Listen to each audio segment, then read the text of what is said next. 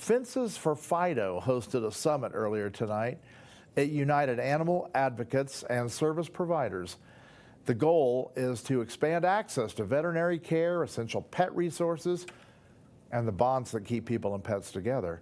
For a closer look, here's KTVZ's Tracy Tuesday with the full story.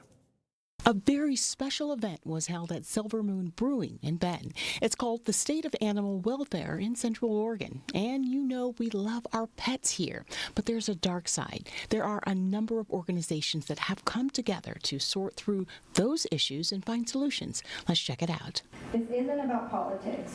It's about a deeply held belief in equity.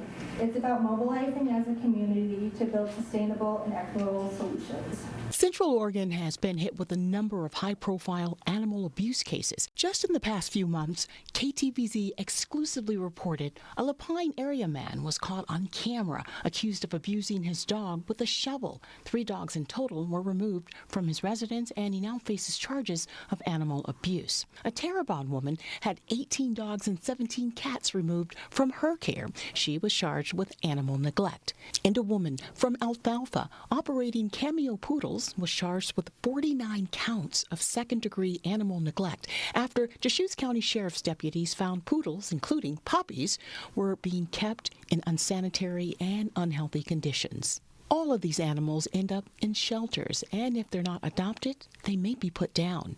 Gina Clemmer says Central Oregon faces an overpopulation of animals. Why is there an overpopulation of animals? A recent study came out that indicated that there was a 3.7 million gap in spay neuters related to COVID and the slowdown of COVID, and high volume spay neuters couldn't do the animals that they were used to doing. Clemmer also says veterinary costs are high. So what's the solution? Clemmer says to ease overpopulation, there should be mandatory microchipping, more stringent laws and fines for overbreeding and animal neglect, and most importantly, spaying and neutering to address overpopulation.